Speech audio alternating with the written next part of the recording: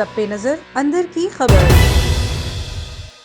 جی، رمضان المبارک کے بابرکت مہینے میں ایک بار پھر سے دہشت گردی کے واقعات سر اٹھانے لگے ہیں۔ آپ کو بتائیں کہ گزشتہ روز ہونے والا کوئٹہ میں دہشت گردی کا واقعہ، اس دہشت گردی کے واقعے میں کیا تمام تر جو محرکات ہیں وہ ملوث ہیں، اسی پر بات کرنے کے لیے ہمارے ساتھ اسٹوڈیو میں موجود ہیں سینئر دفاعی تجزیہ کار عبداللہ گل صاحب۔ ان سے بات کریں گے اور پوچھیں گے کہ ان کے مطابق اس تمام تر معاملے میں کون سی جو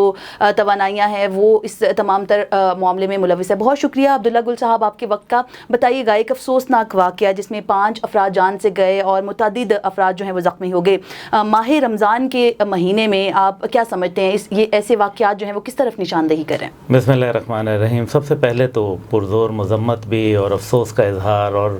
جو لواحقین ہیں ان کے ساتھ تعزیت۔ دیکھیں، جب بھی ہم نے دیکھا ہے کہ سپر پاور آپ کے پڑوس میں آتی ہے یا وہاں سے انخلا کرتی ہے، تو بلوچستان میں کوئٹہ، پشاور اور پھر کراچی شہر جو ہے اس کو نشانے پہ لایا جاتا ہے۔ یہ بہت دفعہ ہم دیکھ چکے ہیں۔ جب روس آیا تھا تب بھی یہی ہوا تھا، اور جب امریکہ آیا اور اب جانے کی بات کی تب سے یہ دھماکے جو ہے وہ انہوں نے اپنا رخ اختیار کیا اور دہشت گردی کے واقعات کو فروغ ملنا شروع ہوا۔ مسئلہ یہ ہے کہ یہ زرغون روڈ پہ واقع سرینا ہوٹل ہے، اور میں کیونکہ یہ سارا علاقہ خود دیکھا ہے، یہ one of the most secure areas جو ہے وہ تصور کیا جاتا ہے، اور اسی کے بالکل کچھ قدم کے فاصلے پہ ایف سی کا جو ہے ہیڈ کوارٹر بھی موجود ہے۔ اب کچھ عرصے سے بلوچستان سے بات کی جا رہی تھی کہ ایف سی کو جو ہے وہ کم کر دیا جائے اور پولیس کے اوپر انحصار زیادہ کیا جائے۔ بلوچستان میں ویسے بھی 93% جو علاقہ ہے وہ بی ایریا تصور کیا جاتا ہے، یہاں پولیس نہیں جا سکتی، اور 7% علاقہ ہے جہاں پولیس جا سکتی ہے۔ اب یہ بی ایریا اور اے ایریا آپ کو پاکستان کے باقی حصوں میں ایسے نہیں ملتے۔ اب صورتحال یہ ہے کہ جب سے آپ نے ایف سی کو کمزور کرنا شروع کیا، اور مجھے نہیں معلوم کہ اس کے لیے حکومت نے، وہاں موجودہ جو حکومت ہے بلوچستان کی، اس نے کیا حکمت عملی اور اس کے کیا محرکات تھے جس کے اوپر اس نے یہ فیصلہ کیا کہ ہمیشہ کے ماضی کے واقعات کو سامنے رکھتے ہوئے بھی ایف سی کی سیکیورٹی کو کم کیا۔ نتیجہ یہ ہوا کہ بلوچستان کے سب سے امپورٹنٹ علاقے کے اندر انہوں نے ہٹ کیا، اور سب سے سیکیور علاقے کے اندر، اس میں بھی کوئی شک و شبہ نہیں ہے کہ کوئی درمیان کا آدمی ملوث ہوگا، اور اگر وہ نہ ہو تو اس طریقے سے ہوٹل کی پارکنگ میں آ کے ایک دھماکہ خیز مواد جو تقریباً 40-50 کلو گرام ہو اس کو لے کے جایا جائے۔ وہاں ڈاگ سنیفنگ ہوتی ہے، باقاعدہ کتے سونگھتے ہیں، بہت سارے اور سکینرز لگے ہوتے ہیں، تو یہ چیز اس کے ظاہر ہے تحقیقات کے بعد سامنے نظر آئیں گی، لیکن یہ واقعات جو ہیں یہ بہت خطرناک ہیں، اور یقیناً اس کے اندر اعلی کار جو ہے وہ تو لوکل لوگ بنتے ہیں، لیکن اس کی جو پلاننگ ہے اور اس کی جو سیٹلائٹ پکچرز وغیرہ جو مہیا کی جاتی ہیں، یہ ما سوائے طاقتوں کے، بیرونی طاقتوں کے، بالخصوص جس کے اندر ہندوستان کا میں نام لینا ضرور چاہوں گا، کیونکہ بھارت کو آپ کو یاد ہوگا کہ مودی نے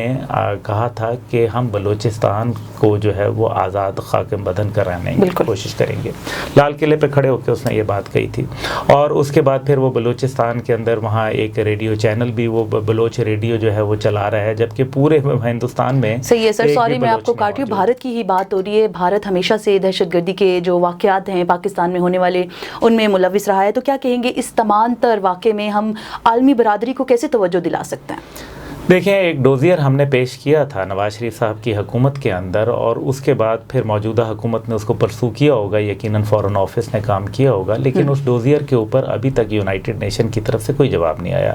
اس کے برعکس ہم یہ دیکھتے ہیں کہ بھارت کو جو ہے نہ صرف مزید اسلحہ فراہم کیا جا رہا ہے، بلکہ اس کے ساتھ بہت گٹھ جوڑ جو ہے امریکہ کا وہ قرب اختیار کر رہا ہے۔ ٹھیک ہے کہ اس کو چین کے خلاف استعمال کیا جا رہا ہے، لیکن اس کا ہرگز یہ مطلب نہیں ہے کہ بھارت کو یہ سرٹیفکیٹ دیا جائے کہ وہ کسی بھی ملک میں اور بالخصوص پاکستان کے اندر آ کے گھس کے دہشت گردی کے واقعات کو جو ہے فروغ دے، چاہے وہ آپ کو معلوم ہے برہمداغ بگٹی ہوں یا دیگر ہوں، ان کو کون وہاں سہولت فراہم کر رہا ہے سوئٹزرلینڈ کے اندر، اور پھر جنیوا کے اندر جس طرح سے فری بلوچستان کے بینر لگائے گئے اور جو واقعات وہاں کیے گئے، یہ بہت خطرناک کھیل شروع ہے۔ پاکستان کی سیکیورٹی فورسز کو میرے خیال میں بہت سوچ کے قدم رکھنا ہوگا، عوام الناس کو بھی جو ہے بالکل سر، اسی پہ میں ایک آخری سوال آپ سے یہ پوچھنا چاہوں گی کہ پاکستان کو آبویسلی اپنے ملک کو سیو کرنے کے لیے کچھ نہ کچھ ایسے میجرمنٹس لینے پڑیں گے، لیکن بات ہو رہی ہے صوبائی حکومت کی، تو ایف سی کو جو کم کرنے کا جو وجہ ہے وہ سمجھ سے بالا تر ہے، کیونکہ ایف سی کے ہوتے ہوئے یہ علاقہ جو تھا یہ بہت زیادہ سیکیور ہو چکا تھا. ہم نے دیکھا کہ پہلے روز بروز آئے روز ایسے واقعات رونما ہوتے تھے، لیکن اب بہت حد تک یہ کم ہو چکے تھے. بڑا سیف اینڈ ساؤنڈ جو ہے کوئٹہ کو اب تصور کیا جا رہا تھا، لیکن ایک بار پھر سے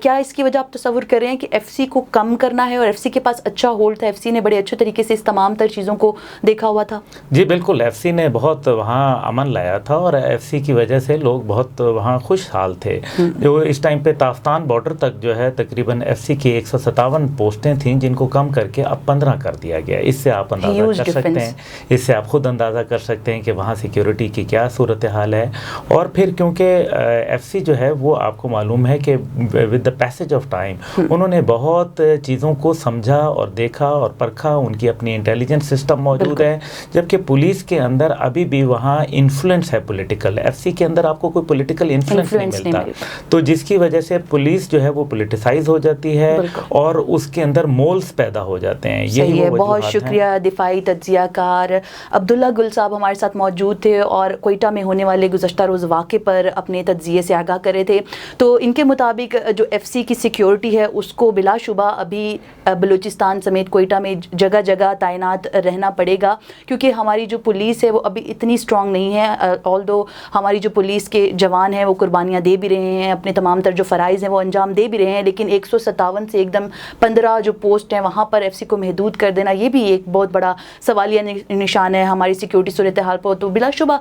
دیگر جو طاقتیں ہیں غیر ملکی، ان کے ساتھ ساتھ ہمیں خود اپنے وطن پاکستان کو سیکیور اینڈ سیف بنانے کے لیے خود بھی کچھ حکمت عملی جو ہے وہ اختیار کرنی پڑے گی. بہت شکریہ عبداللہ گل صاحب آپ کے وقت کا.